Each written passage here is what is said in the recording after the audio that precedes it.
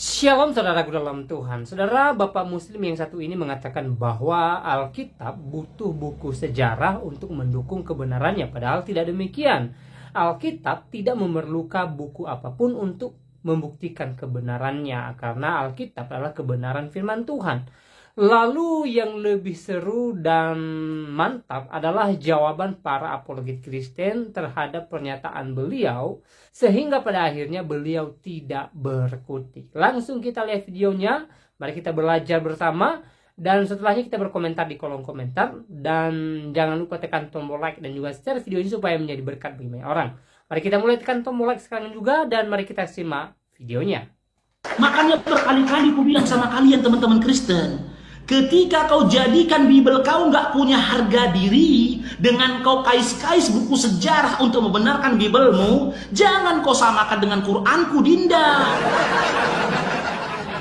Seluruh manusia, seluruh manusia dan seluruh negara menganggap Bible itu nggak punya harga diri. Makanya satu-satunya kitab yang ditolak di sebuah negara, Amerika maupun di Amerika dan juga di Korea Selatan, itu Bible. Jangan kau gunakan sudut pandangmu ketika memandang Bible, kau paksakan menjadi sudut pandangku ketika aku memahami Al-Quran. Oke, berarti fix ya. Ya, materi diskusi kita hari ini Nabi Isa alaihissalam versus Yesus. Gitu loh. Siapa di antara kedua tokoh ini yang real dan juga fiktif? Kisah-kisah yang tidak ada di dalam Quran itu kok bisa sejarahnya muncul di tafsir Jalalain, di tafsir Tobari, di tafsir Ibnu Katsir. Dari mana? Sampai tahu bahwa cerita tentang Elias, cerita tentang Elisa, dari mana taunya? Kok sampai tahu bahwa istrinya bahwa ada keluarga Yohanes Pembaptis, Yahya, yang namanya Asba atau Elizabeth. Padahal di Quran nggak ada kata Elizabeth. Kok sampai muncul nama Elizabeth? Dari mana coba? Ya dari Bible. Dari mana lagi kalau bukan dari Alkitab? Tapi kalau itu sudah dikutip oleh Ibnu Katsir, orang tidak lagi membahas Ibnu Katsir dapatnya dari mana. Oke teman-teman, kita lagi berdiskusi tentang fakta penyaliban Yesus, fakta Yesus dan Isa. Ya, kalau fakta Yesus dan Isa berarti kita membahas secara indikator-indikatornya. Ya, tentang keberadaan Isa, tentang keberadaan Yesus. Ya, jangan panik Faruk, belum apa-apa udah mulai panik. Ya, jadi ini bicara tentang fakta antara Yesus dengan Isa. Ya, yang menyatakan bahwa Isa pernah ada, Yesus pernah ada berdasarkan historikalnya masing-masing. Ya, saya harap Faruk akademis bisa menunjukkan datanya. Ya, kalau saya mengambil data di dalam Alkitab sudah jelas ada. Ya, begitu si Faruk kalau mengambil data tentang Isa di dalam Al-Quran sudah pasti ada. Ya kan? Tetapi saya ingin menanyakan fakta yang lebih detail, fakta yang lebih jelas, ya, tentang siapakah Isa Al-Masih ini. Ya, Isa Al-Masihmu ini di mana? Eksis di abad keberapa? Ya, jangan sampai gak salah toh kita mencurigai praduga tak bersalah, ya kan? Ya, saya tanyakan Isa Al-Masih ini pernah ada nggak? Buktinya apa? Kalau Isa Al-Masihmu pernah ada. Ini kita baru membahas satu tokoh saja tentang Isa Al-Masih. Kita belum bahas tokoh-tokoh yang lain. Ya, kalau memang Isa Al-Masihmu itu ada, tentunya kamu harus menunjukkan data. Data yang objektif, bukan data subjektif. Ya, kalau data subjektif itu data primer. Kau ambil di Al-Quran bisa, saya ambil di Alkitab bisa, itu subjektif. Saya minta data yang objektif bahwa Isamu itu benar-benar ada. Jangan sampai Isamu tidak pernah ada. Kalau kau tidak bisa menunjukkan fakta secara objektif tentang Isa Al-Masihmu, maka konsekuensinya adalah Isa Al-Masihmu nggak pernah ada. Ya, jadi debat nggak usah framing, tunjukkan datanya aja. Kalau Isa Al-Masih, sekarang saya tanya dulu, Isa Al-Masih dengan Yesus sama nggak menurutmu? Ya, kamu jawab tuh nanti. menurutmu Isa Al-Masih dengan Yesus itu sama atau tidak? Kalau saya bilang beda, saya nggak mau menyamakan Yesus saya dengan Isa Al-Masihmu. Ya, kalau Yesus saya berbeda dengan Isa Al-Masihmu, hendaklah kau menunjukkan data, menunjukkan fakta. Ya, kalau kau bilang sama, buktinya apa? Ya, tapi kalau kau bilang sama, berarti kau berbeda dengan Rifa dan lainnya. Ya, pandangan sesama Islam berbeda juga. Rifa nggak bilang sama tuh. Yesus dengan Isa dia nggak pernah mau menyamakan. Saya nggak tahu Faruk bilang sama atau beda nih. Kalau kau bilang sama, berarti kau konsili dulu sama Rifa. Ya, mufakat dulu kau sama Rifa. Yesus dengan Isa sama gak? Nah, belum apa-apa udah tarik napas dia, teman. Belum apa-apa udah tarik napas dia, teman. Belum apa-apa. Ya, kalau memang Isa Al-Masih bukan tokoh fiktif, silakan tunjukkan. Saya nggak minta data-data yang lain. Saya minta data objektif, bukan data primer. Ya, data objektif. Ngerti toh? Objektif itu apa? Jangan sampai nggak ngerti objektif itu apa. Ya, gak usah panik. Belum apa-apa. Jangan gitulah Faruk. Belum apa-apa gak panik. Saya bisa menunjukkan. Ini saya masih prolog. Saya belum menunjukkan. Saya mengerti mana itu prolog, mana itu bicara pembukaan latar belakang seperti apa. Saya belum masuk ke isi. Ya, saya akan tunjukkan isinya. Saya akan tunjukkan buktinya setelah ini. Ya, silakan Anda juga prolog. Silakan Anda prolog. Ya, sampaikan fakta, sampaikan data. Ya, jangan data primer, karena saya tidak akan terima data primermu di dalam Al-Quran. Saya tidak akan terima. Ya, saya tidak akan terima data primermu yang ada dalam Al-Quran. Karena apa? Kalau kita bahas Al-Quran dikit-dikit penistaan. Ya, jadi data objektif yang kredibel, bukan data abal-abal ya. Silakan Faruk, saya harap kamu mengerti arah dan latar belakang pembicaraan saya. Berarti tadi nggak pertanyaannya ketika kau tanyakan tadi sama aku, apakah Nabi Isa alaihissalam dengan Yesus sama atau beda? Itu kamu ngerti latar belakang nggak? Dengar Dinda tadi. Pernah nyusun skripsi nggak? Kok belum apa-apa udah kejang-kejang sih? Pernah itu harus kutanggapin. Kamu bisa jawab nggak? Silakan jawab. Silakan tanggapi dan jawab.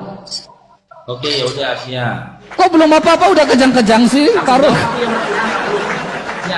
Belum apa-apa udah kejang-kejang kau. Silakan. Prolog kan? Udah dimit tidak? Dimit tidak.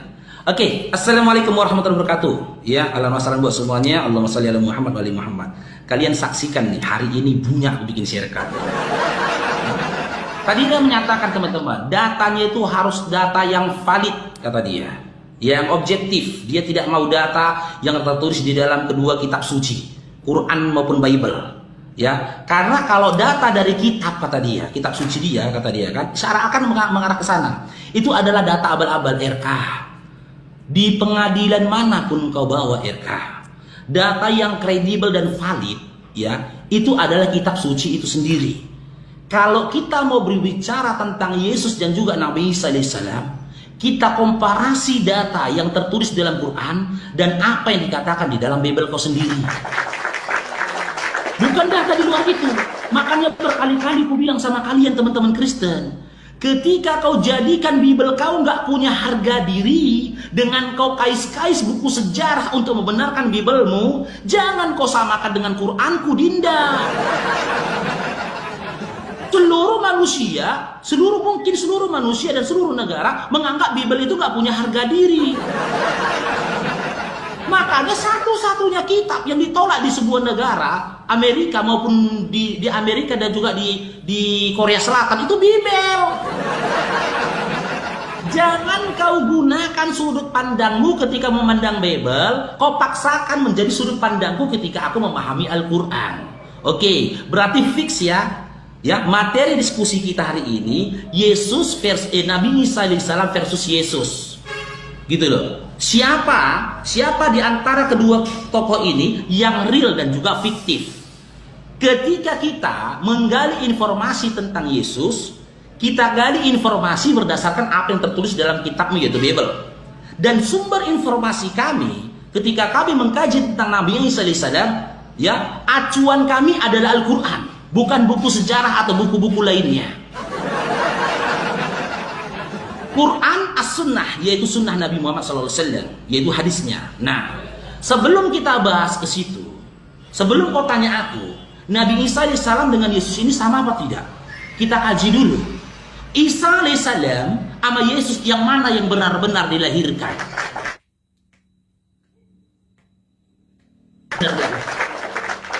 Aku mulai dari Nabi Isa alaihissalam dulu, ya. Sebelum kita mengkaji kelahiran dari Nabi Isa alaihissalam, kita kaji dulu fitnah yang diterima ibunya. Di mana ibunya ini hamil tanpa seorang suami. Dan kisah itu tertulis dalam surah Maryam. Nah, bagaimana seorang Maryam bebas dari hukum rajam Yahudi pada saat itu? Sementara dia hidup di tengah-tengah Yahudi dan di bawah hukum Yahudi. Al-Quran menjelaskan secara detail. Dimulai dari surah Maryam ayat 16 sampai ayat 34. Di mana ketika dia mengetahui kehamilannya, dia pergi ke tempat yang jauh. Itu penyebab pertama dia selamat dari hukum rajam. Yang kedua, ya, mukjizat yang dilakukan Nabi Isa alaihissalam ketika masih dalam buaya. Ketika Maryam kembali ke kampung halamannya, Isa ibnu Maryam berbicara pada masa itu, tertulis dalam Al-Quran surah Maryam ayat 30 sampai 34. Qala inni abadullah, ini ataka. Qala inni abadullahi atani alkitab wa ja'alani nabiyya. Aku ini adalah seorang nabi. Kepadaku akan diturunkan kitab, itu Injil. Dan aku akan diberkahi dimanapun aku tinggal. Sekarang aku tanya RK. Jika memang Yesus pernah dilahirkan, sampaikan kepada kami bagaimana Maria, ibunya Yesus, bebas dari hukum rajam Yahudi. Sementara dalam Ulangan 22 dari nomor 15 sampai 30 sudah ditentukan hukum rajam Yahudi, di mana wanita yang berzinah, kata zinah, hamil tanpa seorang suami atau yang kedua, itu harus diseret di depan pintu rumah ayahnya, dilempar batu sampai meninggal.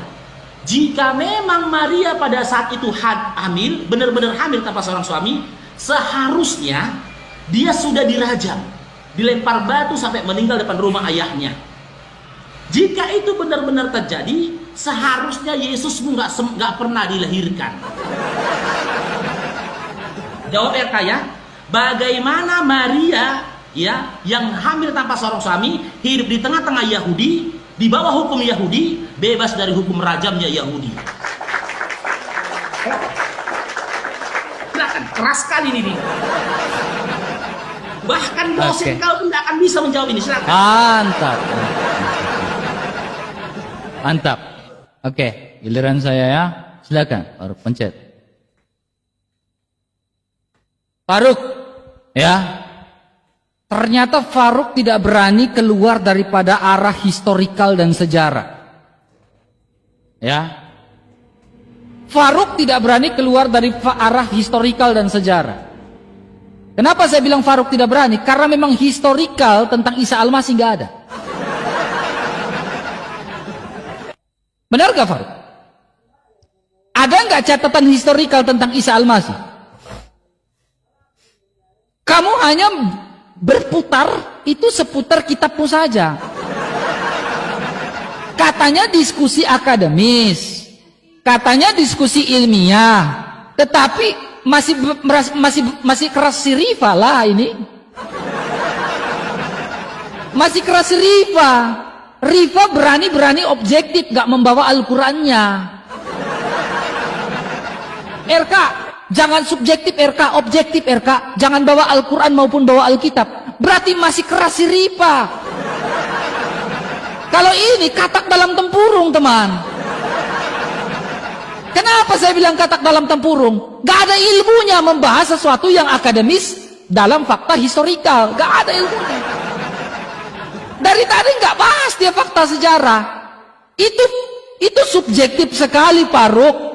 Dengar baik-baik. Saya gak mau membahas sesuatu yang subjektif. Dengar baik-baik. Saya minta sesuatu yang objektif. Saya gak mau sesuatu yang subjektif.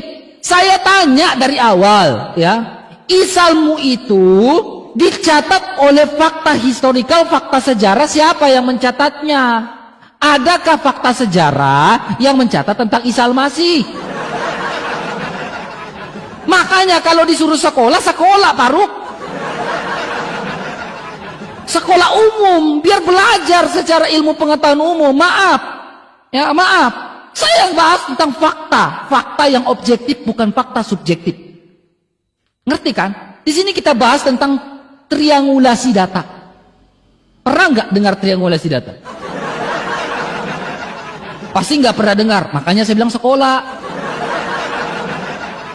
Triangulasi data ini bicara tentang data kuantitatif dan data kualitatif. Bentuklah sebuah metode, namanya metode triangulasi.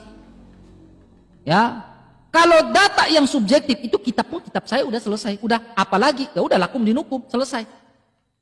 Lakum dinukum.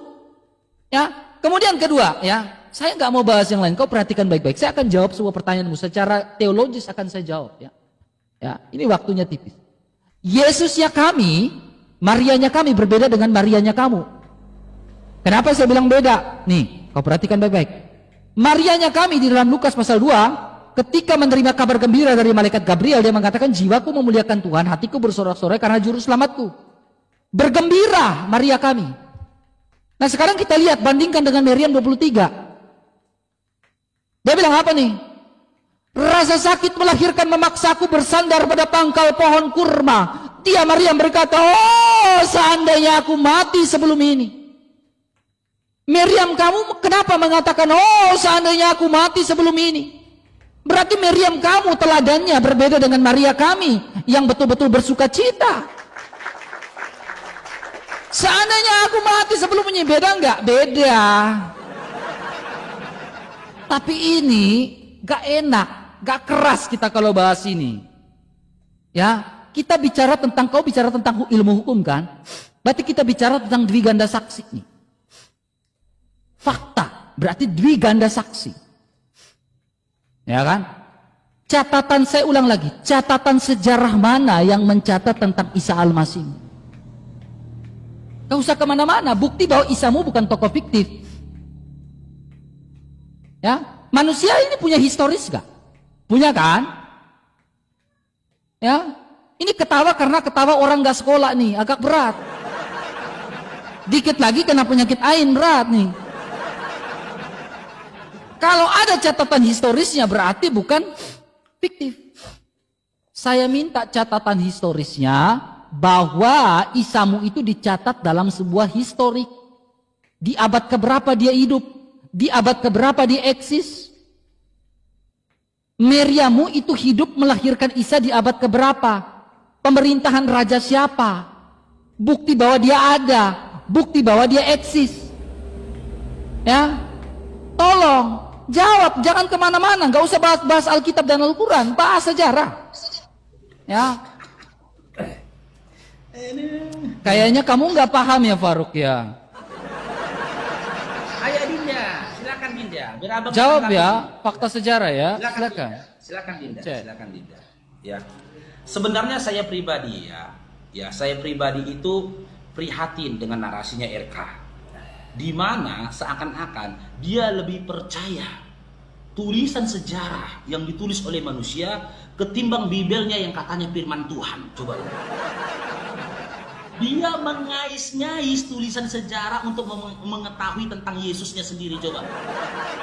Makanya aku bilang, satu-satunya kitab yang gak punya harga diri tapi dikatakan kitab suci, Bibelnya si RK. Seakan-akan narasimu mau menyatakan Bibel kau itu tidak mampu menjelaskan dengan logika bagaimana Maria hamil, bagaimana Yesus lahir, bagaimana Yesus tumbuh dan berkembang. Gak mampu Bibel kau, gak mampu. Saran aku RK, ganti saja Bibel kau dengan buku sejarah. Ya, saranku jemaat itu ketika pergi ke gereja suruh bawa buku sejarah saja. Buku sejarah yang dituliskan oleh Paltunus Paltulnip bahwasanya Yesus itu begini begitu. Pakai akal kau Dinda. Sumber kredibel itu kitab suci. Kalau kau akui Bible kau bukan kitab suci, selesai kita. Tak pantas Quran yang kitab suci didampingi atau dikomparasi dengan kitab yang bukan kitab suci. Sampai kapanpun, bahkan sampai mati pun, aku akan tetap pada pendirianku. Ketika kami mau mencari tahu tentang Isa ibnu Maryam, sumber kredibelnya itu Al-Quran. Buku sejarah itu kutolak. Ku injak-injak di buku sejarah berkepala. Ku injak-injak. Karena itu tulisan manusia, sudah tulisannya manusia, narasi dari manusia, dan bisa jadi penulisan yang disampaikan berdasarkan suka atau tidak sukanya terhadap tokoh yang diceritakannya. Gitu. Terus kau bercerita mau komparasi apa yang dikatakan Bible kau di dalam kitab Lukas 2, apa yang dikatakan Al-Quran ketika Maryam itu melahirkan. Yang masuk logika itu melahirkannya Maryam. Ketika dia berkata, aduhai, alangkah baiknya aku mati sebelum merasakan ini. Aku menjadi orang yang ditinggalkan. Karena apa? Itu manusiawi RK. Itu selaras dengan logika. Karena apa? Sampai detik ini, aku belum menemukan satu perempuan pun ketika melahirkan, ya, dia malah berkata begini, aduhai enak sekali. Puji-pujian senandung atas Tuhan. Itu logika yang disampaikan Al-Quran, logika di mana Maria merasakan sakit, sementara kisah tentang Maria di Bible kau lawak-lawak. Gak ada. Coba yang perempuan tepin di bawah, pernah nggak ada perempuan yang melahirkan enak oi Tuhai firman Tuhan, puji-pujian menyertainya, ahai, gak ada. Itulah yang menjadi alasan aku semakin kuat dalam iman dan Islamku, karena apa yang disampaikan oleh Al-Quran selaras dengan akal. Karena memang hakikat manusia seperti itu. Ketika dia merasakan sakit, dia akan merintih dan sedikit bersungut-sungut atas dirinya. Baru satu match, teman-teman. Si RK ini sudah teberak. Bible dia tidak akan bisa menjelaskan bagaimana Maria ya bisa lolos dari hukum rajam Yahudi. Sementara biar kau tahu, dia hamil tanpa seorang suami. Oh, dia dinikahi sama Yusuf. Baca dalam Ulangan 22 nomor 28 sampai 29. Wanita hamil yang boleh dinikahi kalau laki-laki itu mengaku telah memperkosanya. Wanita hamil tidak boleh dinikahi kecuali laki-laki itu mengaku telah memperkosa si perempuan itu. Maka dalam Ulangan 22 nomor 28 sampai 29 wajib untuk dia menikahinya dan tidak boleh menceraikannya. Aku sudah jelaskan kepada kamu bagaimana Maryam ya bebas dari hukum rajam Yahudi hingga mampu melahirkan Nabi Isa di Salem. Sekarang kau jawab Dinda, ya. Jangan kau jijik baca Bible, tolong.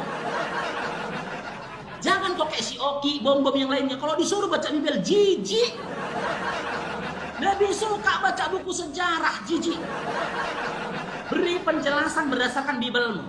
Bagaimana Maria bebas dari hukum rajam Yahudi, sementara dia hidup di tengah-tengah Yahudi dan hidup di bawah hukumnya Yahudi. Silakan. Oke, gampang. Jadi gak ada data historisnya, Faruk. Gak ada data historisnya, jujur aja. Kan abang udah bilang samamu Dinda, derajat kitab suci itu di bawah penjelasan dan juga buku dari sejarah itu sendiri, Dinda. Oke, sekarang saya tanya, apakah perkataan Al-Quran bisa dibuktikan? Mulai waktunya lo kok jadi kayak gini ya, mulailah waktunya. Oke. Apakah perkataan Al-Quran bisa dibuktikan? Jawab dulu, ya atau tidak? Kita sekarang TikTokan jadinya. Ya, saya tanya, tinggal kamu jawab, apakah Al-Quran bisa dibuktikan? Oke, saya jawab ya. Ya atau tidak? Oh, nggak bisa gitu Dinda, saya jawab dulu menjelaskannya. Ya udah diam, udah diam. Mute. Ya, gak berani TikTokan dia, gak berani dia.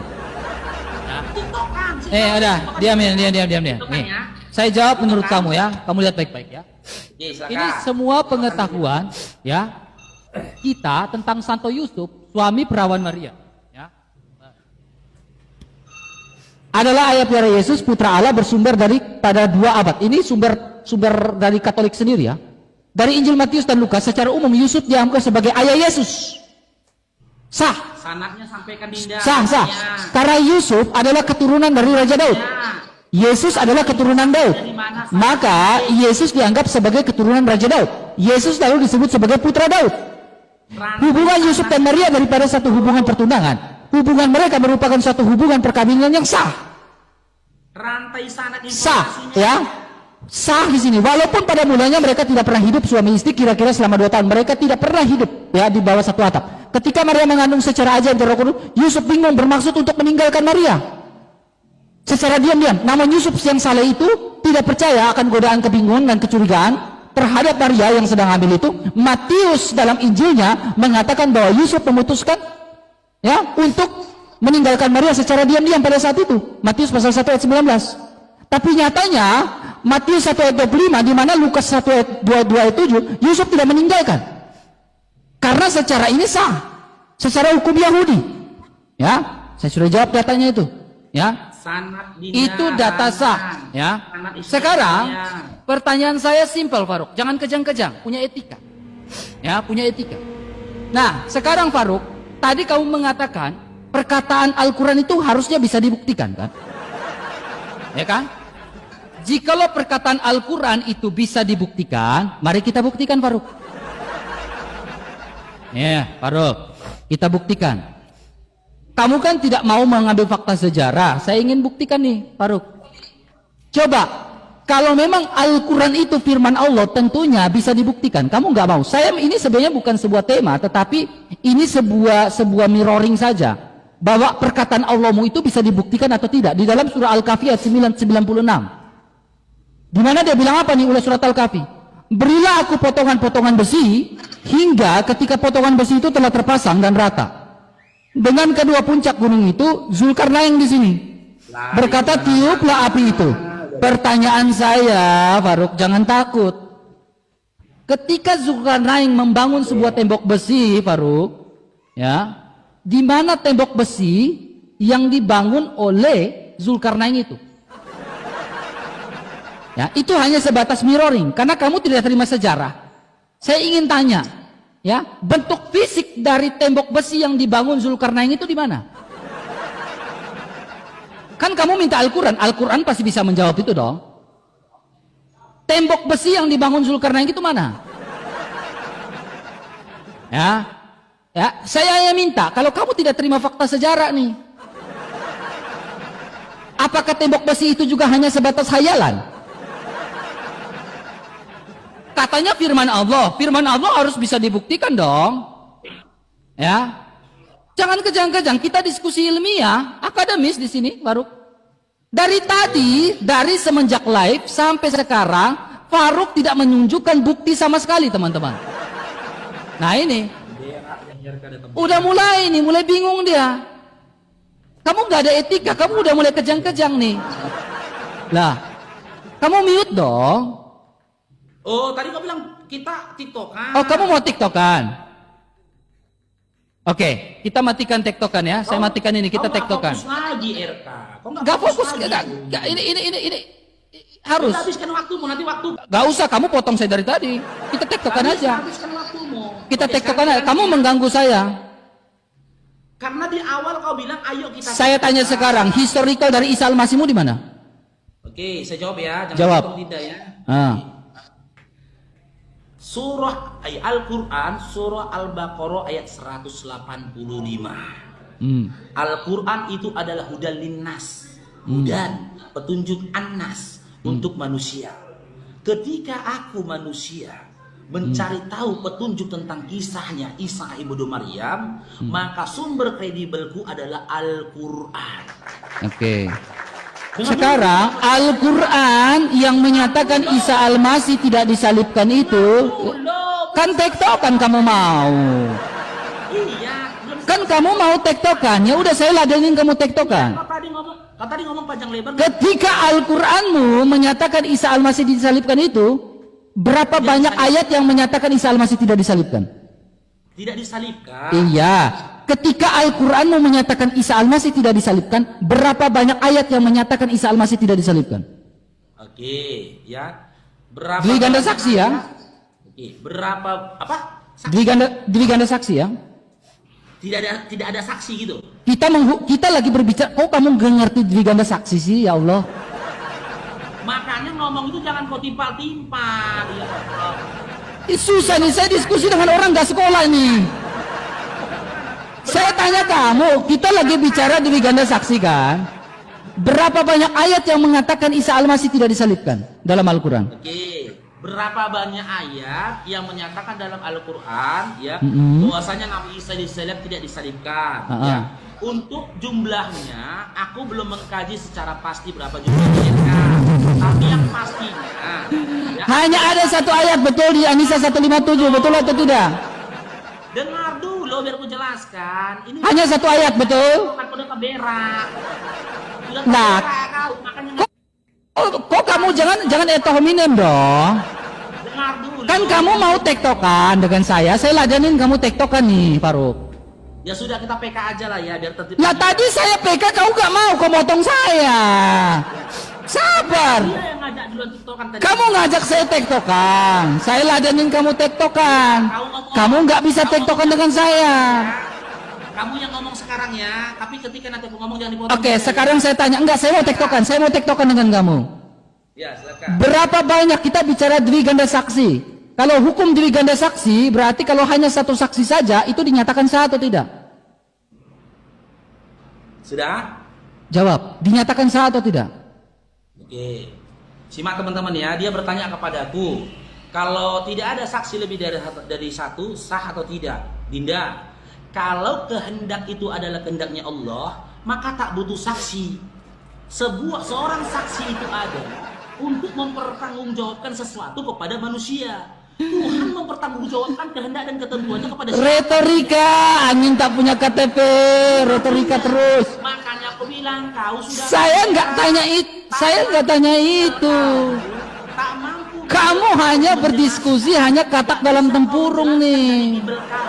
Bagaimana Maria? Kamu sedang berhayal nih sekarang. Dia tanpa seorang suami terberak kau kemana-mana. Sekarang saya tanya, manusia punya historical atau tidak, Faruk? Saya tanya. Kau udah kemana-mana. Manusia sebagai manusia punya historical atau tidak, Faruk? Kau udah gak kondusif lagi kau, udah ngajak gaduh kau. Kok kayak gitu? Kamu yang ngajak saya TikTok kan? Nomor 13 sampai 30. Saya tanya kamu, Faruk. Ini. Faruk. Kenapa kau ambil data di luar dari Bibel data kau? Lah kita lagi diskusi fakta objektif, bukan fakta subjektif. Nih, hukum perkawinan. Kita sedang berbicara di sini, Faruk. Faruk, kita sedang berbicara di sini fakta objektif, bukan fakta subjektif, Faruk. Ya, kamu lari kemana-mana, Faruk. Ya, saya sedang minta fakta objektif, bukan fakta subjektif. Kalau fakta subjektif udah lakum dinukum, selesai. Ternyata memang Faruk gak ada ilmunya sama sekali dari tadi. Lebih keras si Uniriva, saya bilang. Ya, lebih gentle Uniriva. Uniriva berani bilang jangan bahas Bible, jangan bahas Al-Quran. Lebih gentle Uniriva daripada si Faruk. Ya, lebih gentle Uniriva. Si Faruk gak ada ilmunya ini. Ya, gak ada ilmunya sama sekali. Makanya saya bilang lebih gentle Uniriva. Faruk gak gentle ini hadapin seperti ini. Faruk, ayo dong Faruk, diskusi kita, objektif, jangan subjektif. Saya nggak minta subjektif, saya minta objektif, Faruk. Ayo.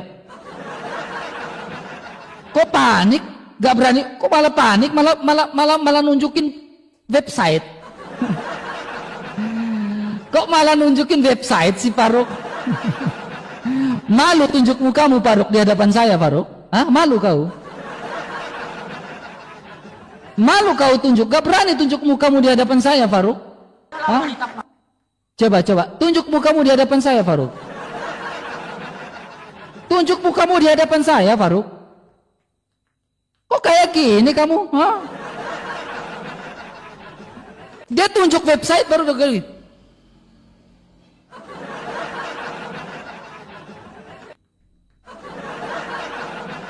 Tunjuk mukamu Faruk di hadapan saya, tunjuk mukamu. Udah nggak ada mukanya itu teman, udah malu dia teman, ya. Udah nggak ada mukanya dia, makanya dia nggak berani tunjuk mukanya, itu nggak berani. Ya, udah nggak ada mukanya teman, udah nggak ada mukanya dia. Dia ngajakin tektokan, saya ladanin tektokan, dia sendiri bingung, nggak berani tunjuk mukanya, malu tunjuk mukanya. Kupikirnya kau Faruk, kau pintar. Kupikirnya kau lebih hebat dari si Ripa. Kupikirnya kau lebih hebat dari si Nandar. Ternyata Faruk di bawah Rifa dan di bawah Nandar. Faruk ternyata di bawah Rifa dan di bawah Nandar nih. Apa kita gini aja, ya. Jadi memang Faruk di bawah Rifa dan di bawah Nandar, ya. Gak ada ilmunya ternyata. Lebih ada ilmu si Rifa, jauh, ya.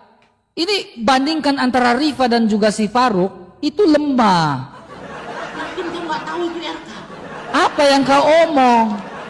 Makanya kau jawab pertanyaan. Apa yang kau omong? Apa yang kau omong? Siapa Faruk? Terlalu prematur. Apa yang kau omong? Prematur sekali pikiranmu. Apa Yesus? Faruk, apa yang kau omongkan?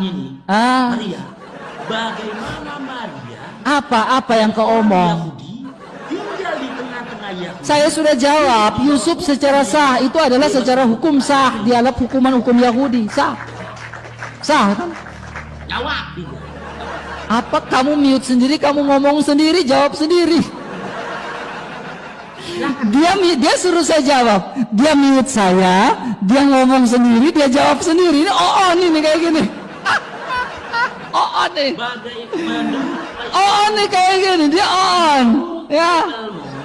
Bagaimana bisa? Lihat, dia tanya sendiri nih, dia mute saya nih, dia tanya sendiri, dia jawab sendiri. Begini. Faruk, kamu mute saya, kamu jawab sendiri gimana Faruk? Baru 2 match udah teberak dia. Kok teberak? Kamu yang teberak, bingung nggak bisa jawab pertanyaan saya. Ya kan dia ngajak kita mau. Kupikir kau hebat Faruk, lebih hebat dari si Ripa. Menanggapi nggak dikasih juga. Jangan nangis Faruk, jangan nangis. Jangan nangis Faruk. Kamu dikit-dikit udah nangis. Lihat mukamu Faruk, udah kepanasan kamu. Udah nangis sih Faruk, udah mencret. Ya, udah mencret kamu Faruk. Ya, nggak mau, udah keringat dingin dia teman, pucat mukanya langsung nih. Dia ngajakin saya tiktokan, saya ladani di tiktokan. Dia mau, sekarang Faruk. Faruk, saya tanya kamu boleh? Dia lebih berpegang kepada buku sejarah daripada Bibelnya sendiri. Oke Faruk, boleh saya tanya? Makanya aku bilang. Faruk, boleh saya tanya Faruk? Dia mute saya, ini takut nih. Kenapa saya bilang dia takut teman? Al-Quran jikalau firman Allah, pertanyaan saya, ketika di dalam surat Al-Kahfi ayat 96 menyatakan bahwa Zulkarnain membangun tembok dari besi, pertanyaan saya, tembok dari besi yang ada nggak fakta arkeologis bahwa Zulkarnain pernah membangun tembok dari besi? Buktikan kalau perkataan Allah kamu itu benar, Faruk. Kelas nih. Ayo 2611 saja. Mulai panik dia si Faruk nih. Dia mulai tantrum ketika saya tanya, apakah benar perkataan Al-Quran itu benar? Apakah benar perkataan Al-Quran bisa dibuktikan? Tantrum dia. Kalau memang Al-Quran itu perkataan bisa dibuktikan, sekarang buktikan, ya, buktikan Zulkarnain pernah membangun tembok dari besi. Ya, buktikan arkeologis kalau Zulkarnain pernah membangun tembok dari besi. Itu pertanyaan saya. Coba. Kalau memang perkataan ini benar, perkataan Allah itu betul, buktikan. Buktikan. Tanya, di mana ini? Balik kameramu, Faruk. Saya ingin lihat mukamu. Balik kameramu, Faruk. Kok tantruman gitu sih, Faruk? Faruk kok tantruman gitu? Itu jangan merosting, jangan framing. Kamu jangan tantruman gitu, Faruk. Di Hezkiel 23:20. Kamu kok tantruman? Kamu mute saya di situ. Gimana kita mau diskusi? Kamu mute saya di situ. Gimana kita mau diskusi, Faruk? Kok kamu belum apa-apa udah tantrum dengan saya sih? Makanya teman-teman, perhatikan. Lebih keras si Rifa dalam berdialog masalah ini, lebih keraslah si Nandar berdialog masalah ini daripada si Faruk. Asli. Makanya pentingnya sekolah. Ya. Pentingnya sekolah adalah supaya tahu mana subjektif, mana objektif. Dia aja nggak berani tunjukkan mukanya dari tadi. Kenapa? Udah malu. Makanya kami ini sekolah sampai S2, sampai mau lanjut lagi doktor, S3 kita mau lanjutkan sekolah. Karena apa teman-teman? Ya, karena pentingnya ilmu pengetahuan. Nah modal kayak gini kan nggak sekolah teman. Model kayak gini kan nggak sekolah. Diajak diskusi objektif malah lari ke subjektif terus. Lari kemana-mana Faruk. Kupikirnya kau ada ilmu Faruk. Ternyata nggak adanya ilmumu. Longor. Gimana lah kau? Makanya jadilah kau longor Faruk. Hidung Agung 6. Jawab dulu Faruk. Kok miut-miut jawab pertanyaan su. Jangan dipaksakan si RK-nya, kasihan dia, Wak. Kasihan si Faruk ini loh. Kasihan loh si Faruk ini. Aku pikirnya ada ilmunya. Salah aku debat sama si Faruk nih serius. Serius. Nyesel aku debat sama si Faruk. Aku pikir ada ilmu baru 2 match. Ya, record teman-teman. Baru 2 match udah nggak berani tunjuk muka nih. Baru 2 match udah nggak berani tunjuk muka. Nah, ini kayak gini. Udah malu sendiri. Saran saya Faruk, sekolah Faruk, sekolah. Lanjut sekolah. Pertanyaan saya sarankan kamu lanjut sekolah. Kayak si Ripa itu dia lanjut sekolah. Si Ripa itu kan lanjut sekolah karena apa? Pemikirannya pingin pemikiran yang objektif, ya kan? Lebih baik si Ripa lebih keras. Si Faruk belum apa-apa udah tantrum nih kayak gini. Gak berani tunjukkan mukanya nih. Malah tunjukkan pulpennya, gitu kan? Malah tunjukkan pulpennya lihat. Faruk, kupikirnya kau ada ilmu Faruk. Ruh. Tahu gitu awak kelapo tadi. Kupikirnya kau ada ilmu Nandar, coba kau ajarin dia dulu cara berdebat Nandar. Untuk Rifa dan Nandar, tolong dulu ajarkan ini manusia ini cara berdebat. Ya, ajarkan dulu Rifa. Record teman, record. Udah siap record? Ya. Rifa, Nandar, tolong ajarkan dulu Faruk cara berdebat yang objektif, ya. Saya minta dengan hormat dan segala hormat untuk Rifa dan Yonatan Nandar, tolong ajarkan dulu Faruk untuk berdebat secara objektif itu seperti apa, ya. Atau usulkan dia, rekomendasikan dia untuk dia sekolah lagi, ya. Sarankan ya, saya rekomendasikan, minta dengan hormat dan segala hormat, sebelum si Faruk ini terjun ke dunia debat, tolong suruh dia sekolah lagi ya. Saran saya untuk Rifa dan Yonatan Nandar ya. Kasih masukan kepada si Faruk. Nah ini jadi orang gak sekolah nih. Kasih masukan kepada si Faruk untuk sekolah ya. Paling kurang D3 lah. Paling kurang lah D3 lah di Faruk sekolah lagi ya. Memang benar teman-teman. Kita menghadapi orang yang gak sekolah ininya agak susah. Agak susahnya dia ini berpikir. Pantas kau dale. Dalenya kamu, karena apa? Gak adanya orang Batak yang oon kayak kamu. Gak adanya. Ya kau silom sekarang. Dalenya kau. Ya, gak adanya orang Batak yang oon kayak kamu.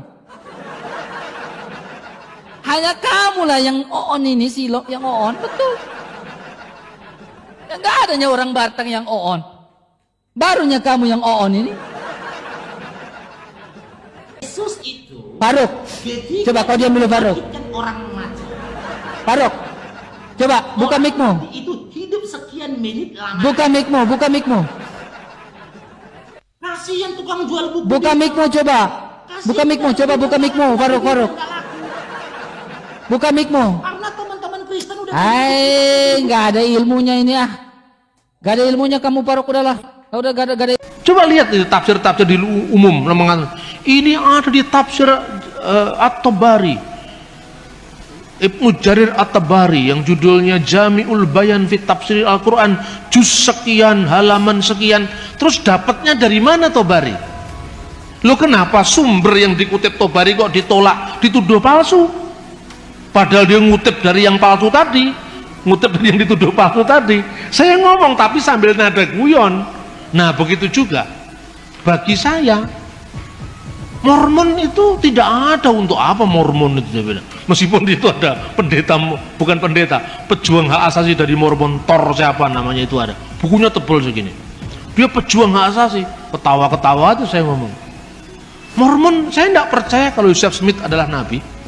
Tetapi siapa yang bisa menolak keyakinan orang bahwa Joseph Smith adalah nabi? Saya nggak punya hak. Yang punya hak adalah Tuhan. Nah Tuhan aja mengizinkan kok saya menolak. Biarkanlah lalang itu tumbuh sampai bersama gandum sampai waktu menuai, saya bilang gitu. Pada awal-awal pertama banyak orang-orang Kristen yang disewa oleh tentara pemerintah Islam sebagai apa? Administrator, penerjemah, tabib, dokter istana. Nah orang-orang ini pintarnya pemimpin Islam sejak masa Harun Ar-Rasyid. Bergerobak-gerobak manuskrip didatangkan dari India, Persia, Yunani. Isinya matematika, geometri, geografi, fisika, kimia, semua diterjemahkan dalam bahasa Arab. Ada ambil alih teknologi ke dalam bahasa Arab, dan kemudian siapa yang menerjemahkan? Orang-orang Kristen. Sampai pada masa dinasti Abbasiyah, zamannya Khalifah Al-Ma'mun, penerjemah kekuatan itu ada di tangan orang-orang Kristen Syria Timur. Di Baghdad dibentuk yang namanya Baitul Hikmah, ketuanya Hunain bin Ishaq, seorang anggota gereja Syria Timur. Itulah yang menerjemahkan karya-karya sastra termasuk teologi. Saat itu yang namanya Ahli Sunnah wal Jamaah belum muncul sampai dinasti Abbasiyah. Karena apa? Islam hanya punya kekuatan militer. Kalau dia mengatakan Allah itu memiliki sifat-sifat, itulah yang harus kita imani. Titik. Tidak pernah bertanya bagaimana hubungan sifat Allah dengan wujudnya, dengan zatnya. Tidak pernah. Baru itu dirumuskan ketika muncul gerakan Mu'tazilah. Karena pengaruh kuatnya filsafat Yunani, baru muncul Imam Asy'ari yang mengatakan asifatul laisatil dzat walahiyya ghairuha. Sifat Allah itu tidak sama dengan zatnya, tapi juga tidak beda dengan zatnya. Bagaimana itu? Bila kaifala tasbih. Kita hanya bisa menyembahnya, mempercayainya, jangan bertanya bagaimana. Nah, itu mungkin yang melatar belakangi ojo kakean takon dosa. Itu bila kaifala tasbih. Ya toh? Kalau kita lihat nama Isa itu sudah berbeda dengan nama standar di teks-teks Arab. Di dalam teks bahasa Arab, kebanyakan dalam Injil bahasa Arab tidak dikenal kata Isa. Yang dikenal kata Yeshua. Yeshua Al-Masih, Yesus Kristus, bukan Isa Al-Masih. Dari mana ini kata Isa ini muncul? Ternyata itu dari Kristen Syria. Nah, Kristen Syria ini di dalam penerjemahan teks-teks Arab, dia tidak pernah menerjemahkan sampai hari ini menjadi Yeshua dalam teks Arab, ya. Tetapi Isa, misalnya beberapa biara ditemukan dengan nama Isaniah, pengikut Isa, Itu tahun 571, sejaman dengan tahun kelahiran Muhammad. Kata Isa itu ternyata fonetik koresponden, perubahan bunyi. Dan itu tidak salah. Contohnya gini, saya sering ulang-ulang kata-kata ini. Orang Jawa tidak bisa ngomong huruf Ain, Abu Bakar, Umar, Utsman, Ali, tapi Ngabu Bakar, Umar, Ngusman, Ngali. Orang Sunda sulit untuk mengucapkan huruf F, ya, dia tidak bisa ngomong misalnya Arifin tapi Aripin. Orang Dayak juga begitu, Aripin. Orang Batak sulit untuk mengatakan huruf K di tengah, tegas. Maksud saya, kan orang Batak nggak ngomong maksud saya. Maksud saya tidak begitu, maksud saya, maksud bukan maksud. Ya kan? Tapi apa disalahkan? Itu kan pronunciation itu kan memang khas pembawaan dari masing-masing suku, masing-masing bahasa. Justru karena itu saya tahu kalau Anda orang Batak, karena tidak bisa ngomong maksud tapi maksud. Kalau disuruh ngomong sebetulnya bisa, tapi karena udah keenakan begitu. Orang Bali tidak bisa ngomong huruf D dan T, makanya sulit masuk Islam, kan nggak bisa ngomong dalika, dalika, kan orang Bali. Batuk nggak bisa, mesti batuk. Jadi sakit batuk, batukmu itu tidak ada bedanya, bener kan? Nah ini yang namanya fonetik koresponden. Orang bahasa serumpun pun begitu. Misalnya orang Arab menyebut dengan huruf, orang Yahudi menyebut dengan Yod, Yerusalem. Kok menjadi bahasa Urusalim? Tiba-tiba menjadi alif dan hamzah di atasnya. Kadang-kadang menjadi ain. Maka dalam konteks itu Yesua menjadi Iso, Isa. Seperti O panjang kadang-kadang menjadi A panjang. Misalnya Shalom itu Shin, Shin bukan Sin, Shin. Shalom, Shin, Lamet, Wau, Mim. Jadi O nya yang panjang bukan L nya yang panjang. Shalom menjadi O yang panjang tadi menjadi A panjang. Salam, Shin nya menjadi Sin. Jadi bukan Shalom tapi Salam. Shalom alaihim, assalamualaikum, A-nya yang panjang. Maka seperti shalom menjadi salam, iso menjadi isya. Seperti Yesaya menjadi Isaya, Yeremia menjadi Irmia, Yerusalem menjadi Urusalim, Yordan menjadi Urdun, maka Yesua menjadi Isa. Ini fonetik koresponden. Tapi bukti manuskripnya tidak ada Injil yang pernah memakai kata Isa. Kenapa di sini kok pakai kata Isa? Karena Islam mendasarkan tradisi lisan, bukan tradisi tertulis. Ini bukti lagi bahwa zaman Muhammad Injil belum diterjemahkan dalam bahasa Arab.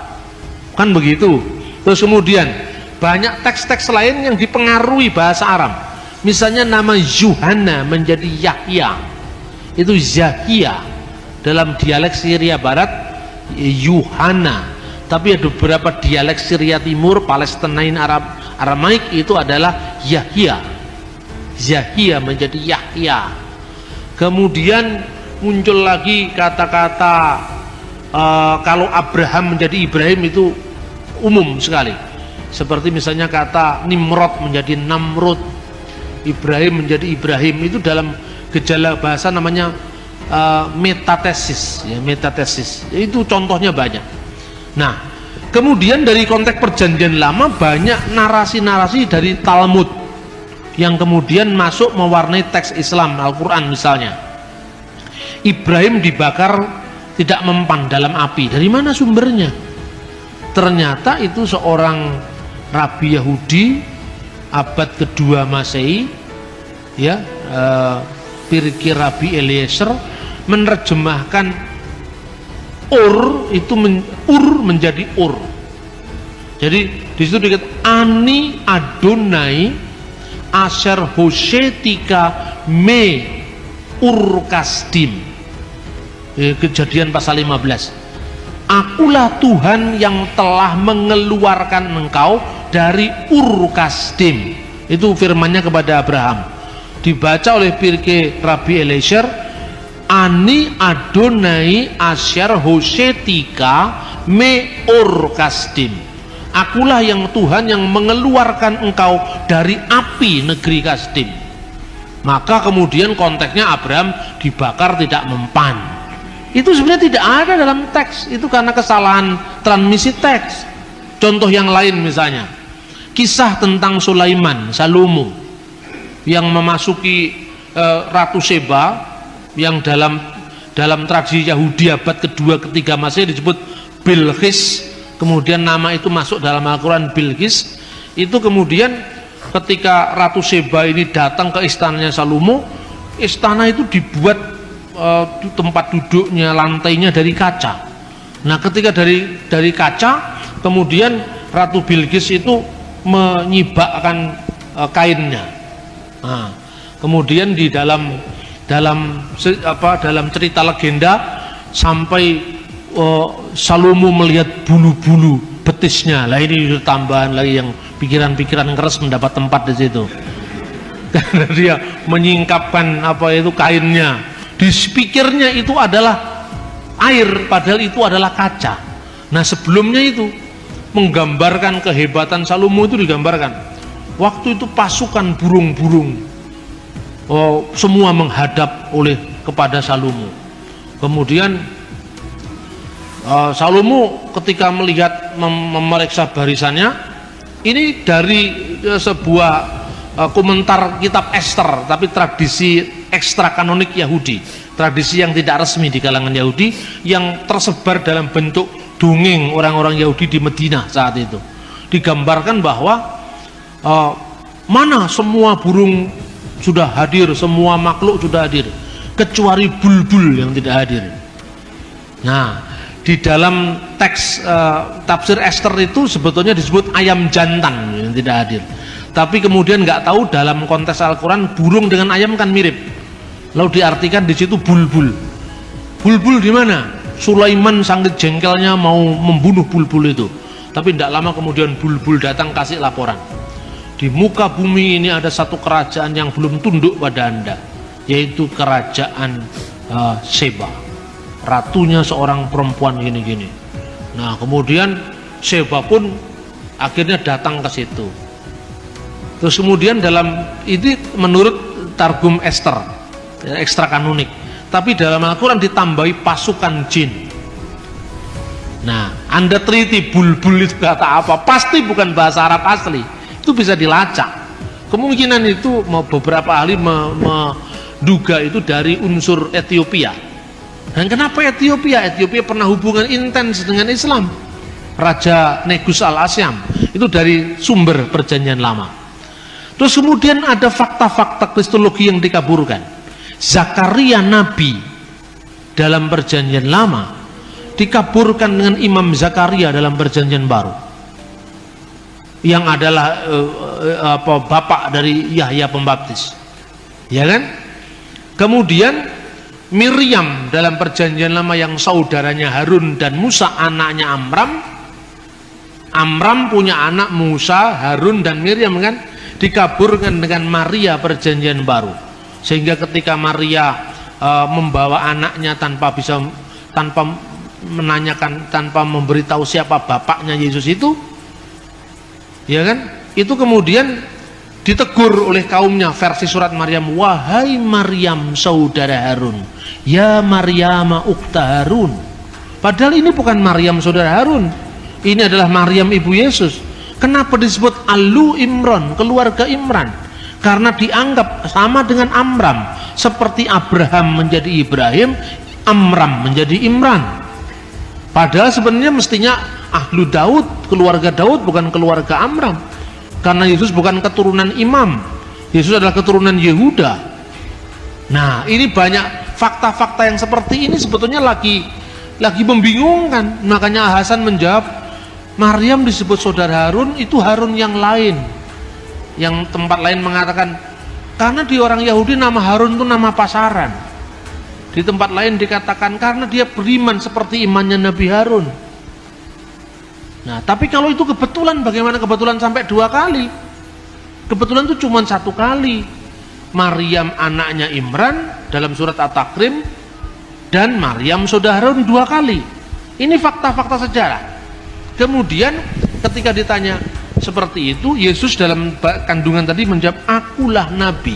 Nah, akulah nabi. Coba teksnya Anda bisa baca pada halaman 12. Diberikan kepadaku Alkitab dan dijadikannya aku seorang nabi, dan dijadikannya seorang yang diberkati di mana aku berada, dan diperintahkan aku untuk melaksanakan salat dan membayar zakat selama aku hidup. Di sini kata salat ditulis dengan bisolawat wa zakawat, tetapi ini kalau dibaca dalam teks standar menurut vokalisasi yang diberikan tradisi Islam. Tapi di sini biasanya kata salat dalam literatur hadis yang lebih mudah ditulis dengan short lam alif tak marbutoh, bukan waw tapi tak marbutoh. Kenapa di sini solawat bukan solat? Pembacaan lain yang ditawarkan oleh orientalis bukan solawat bacaannya, tetapi selota, karena itu pengaruh bahasa Arab. Begitu juga zakawat, ini bacaan teks Islam, jamak dari kata zakat. Kalau dalam tradisi yang lebih muda, za, kaf, alif, tak marbutoh. Kenapa dibuat huruf waw di sini? Karena kemungkinan ini diambil dari bahasa Aram zekota, waw. Zekota menjadi zakat, zakawat, kemudian selota menjadi solat, solawat. Ini pengaruh bahasa Arab. Nah, tapi itu tesisnya siapa ini namanya, Luxemburg, yang heboh beberapa tahun yang lalu itu. Karena di situ ada kemungkinan besar misalnya bacaan hur itu artinya anggur perjamuan suci. Itu berasal dari surat-surat Mar Efraim dari Syria. Tapi di situ hur dalam teks Quran diartikan seorang bidadari yang bermata jeli, yang tetap perawan di surga. Nah, yang dikaruniakan kepada hamba-hambaku yang beriman. Tetapi tidak diceritakan yang perempuan dikasih bidadara, tidak ada, tapi yang laki-laki dikasih bidadari, kan begitu. Nah, ini teksnya seperti itu. Nah, ternyata saudara-saudara, berbicara waktu bayi ini tidak ada dalam tradisi tertulis abad Yesus, tidak pernah ada. Kapan mulai ada? Kan begitu. Ini ternyata berasal dari buku yang judul Injil Tufuliyah, The Arabic Gospel of Infancy, Injil Tufuliyah. Dan buku ini baru muncul abad ke-7, terjemahan The First Gospel of Infancy dari bahasa Suryani, bahasa Syria, abad ke-4 dan abad ke-5 diterjemahkan dalam bahasa Koptik. Bunyinya seperti ini. Dalam buku Yusuf, imam besar yang hidup pada zaman Yesus, sementara orang menyebut Kaifas, disebutkan bahwa Yesus berbicara ketika masih dalam gendongan dan berkata kepada Maryam ibunya, wa qad qala, mana ini Yeshua takallama hainin kana fil mahdi wa qala li Maryam ummuhu anni anna al-masih ibnullah alladhi waladatni kama basyiru Jibril al-Malak wa abi arsalni liqalasil alam. Sesungguhnya aku ini anak Allah. Kata Ibnullah diislamkan menjadi Abdullah, hamba Allah, yang engkau lahirkan sesuai dengan kabar gembira dari malaikat Jibril. Yang engkau lahirkan sesuai dengan kabar gembira malaikat Jibril. Ini redaksinya persis dengan surat Maryam ayat 45. Ya Maryam, innallaha yubasyiruki. Kata basyara, bisyara, kabar baik. Yubasyiruki, telah memberikan kabar gembira kepadamu, bi kalimati minhu, dengan firman dari dia, namanya Al-Masih Isa putra Maryam. Yang memberitakan ini, idkholatil malaika, berkatalah malaikat. Dalam teks Injil Tufuliyah, sesuai dengan kabar gembira yang diberitakan malaikat Jibril. Terus kemudian kata ini tidak muncul karena tidak cocok dengan semangat Islam. Wa abi arsalni likalasil alam, dan Bapakku telah mengutus aku untuk keselamatan alam. ini baru muncul kira-kira abad ke-4 dalam bahasa Syria, abad ke-5 dalam bahasa lain di bahasa-bahasa di Timur Tengah, lalu abad ke-7 dalam bahasa Arab.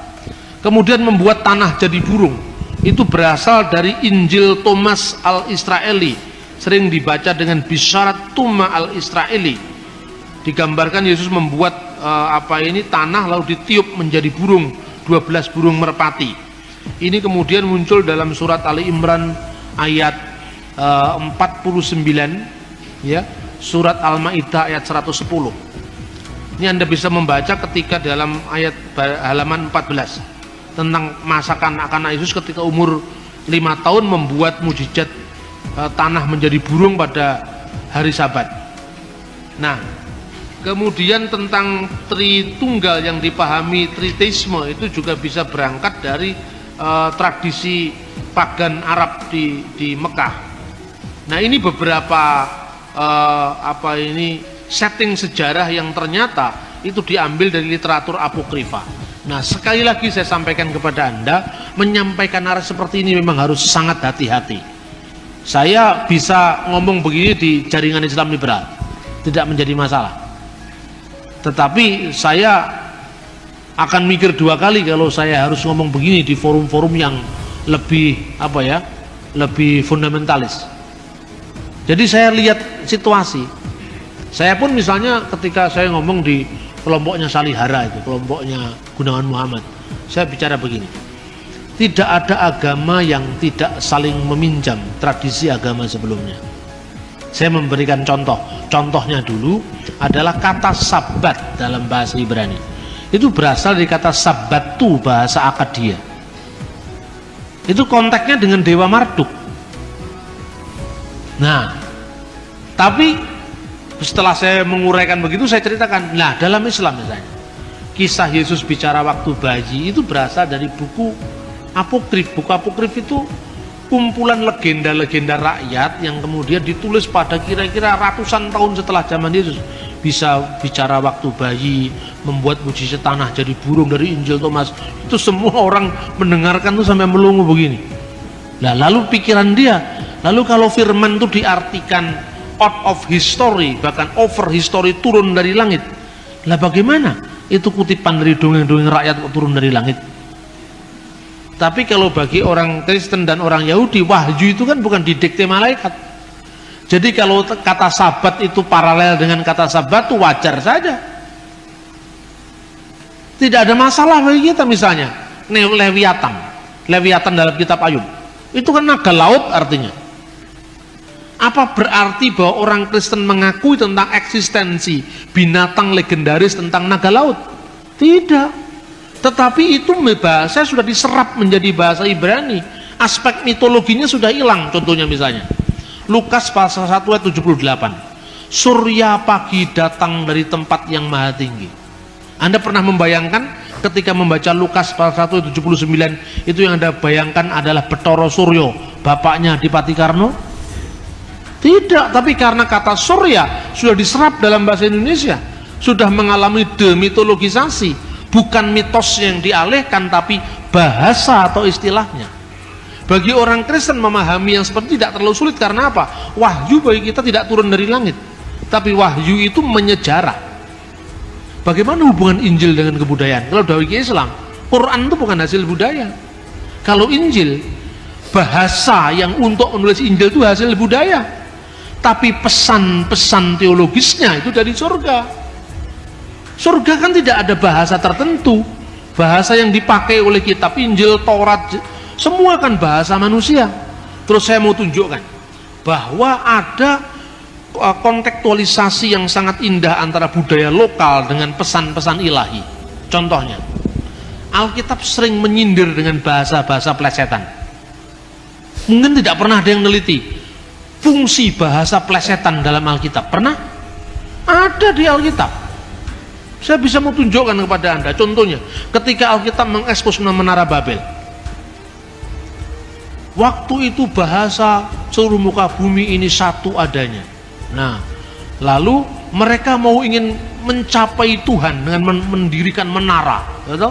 Untuk apa? Karena dengan menara itu dia akan lewat bab L.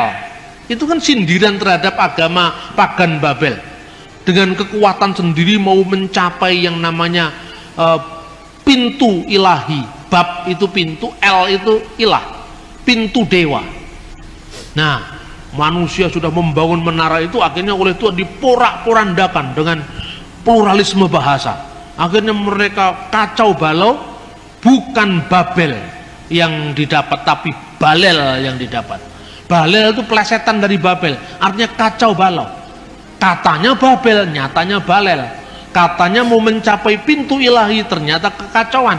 Itu kan sama dengan parian bahasa Jawa. Jari ini bola kok ireng, jari ini sekolah kok meteng. Hubungan antara eng itu ada, LL itu ada, itu sebetulnya ada dalam budaya Alkitab. Ini kan menarik. Ayo, pernah kehabisan bahan untuk ngomong budaya? Tidak pernah, karena Alkitab ini sangat kaya. Dibicarakan oleh beberapa orang di video tadi, terutama debat lintas agama antara apologetik Kristen dengan seorang Muslim. Dan saudara dalam Tuhan, mereka membahas banyak hal, dan satu poin yang mau saya sampaikan di sini bahwa Alkitab tidak membutuhkan buku sejarah apapun dan manapun untuk mendukung kebenarannya. Tetapi sebaliknya, sejarah membutuhkan Alkitab.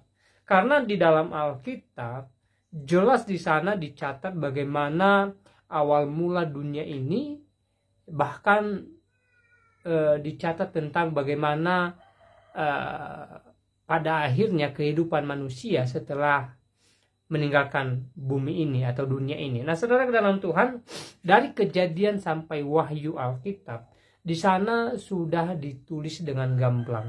Jadi jelas bahwa Alkitab tidak membutuhkan buku sejarah untuk mendukung kebenarannya. Karena Alkitab berisi kebenaran firman Tuhan yang bisa dipercaya dan juga sudah menjadi nyata bagi kita hari-hari ini. Artinya bahwa kita bisa merasakan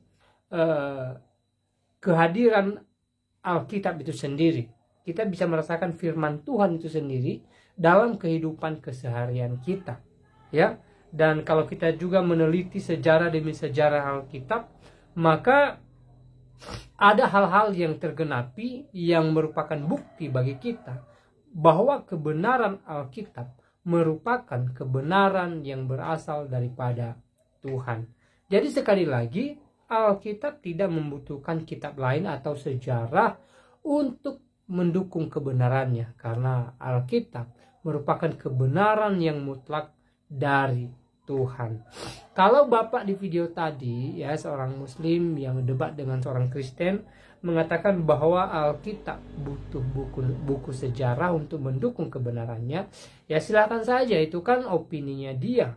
Tetapi kita percaya bahwa Alkitab benar-benar sejarah dan firman Tuhan, ya, sejarah yang berasal daripada Tuhan, sejarah yang tidak memerlukan buku lain untuk mendukung kebenarannya. Karena Alkitab berisi kebenaran dari Allah, kebenaran firman Tuhan, kebenaran di atas segala kebenaran di dalam iman kekristenan. Nah, saudara dalam Tuhan, kita juga sudah mendengarkan penjelasan Bapak Bambang Nursena. Banyak poin yang beliau sampaikan, tentu memberkati kita, menguatkan iman kita, memberikan kita pengertian-pengertian baru tentang agama di Indonesia ini, khususnya kekristenan, dan tentu banyak poin yang menguatkan setiap iman kita, artinya menjadi berkat dalam kehidupan kita, ya. Lalu saudaraku dalam Tuhan, apa yang menjadi poin buat saudara? Silahkan berbagi di kolom komentar. Tuliskan komentar yang baik, yang positif, terutama komentar-komentar yang memuji memuliakan nama Tuhan, dan komentar-komentar yang memberkati kita sekalian. Saudaraku dalam Tuhan, jangan lupa tekan tombol like, tekan tombol subscribe, dan juga tekan tombol loncengnya, supaya video ini menjadi berkat bagi banyak orang, sehingga melalui video ini semakin banyak yang mengerti kebenaran dan semakin banyak yang terberkati.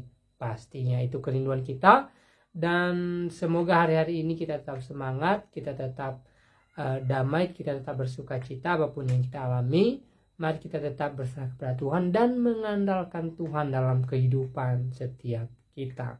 Saudara dalam Tuhan, saya tidak terlalu panjang lebar menyampaikan pesan video ini. Semoga video singkat ini memberkati kita dan Tuhan Yesus memberkati kita semua. Shalom.